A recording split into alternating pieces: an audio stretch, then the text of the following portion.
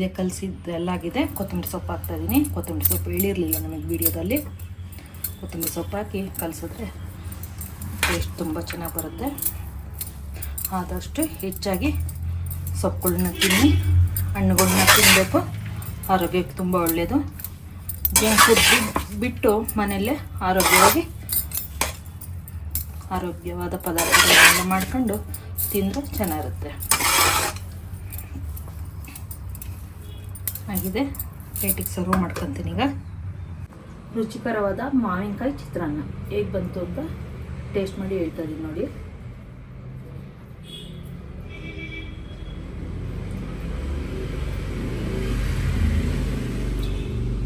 ತುಂಬ ಚೆನ್ನಾಗಿದೆ.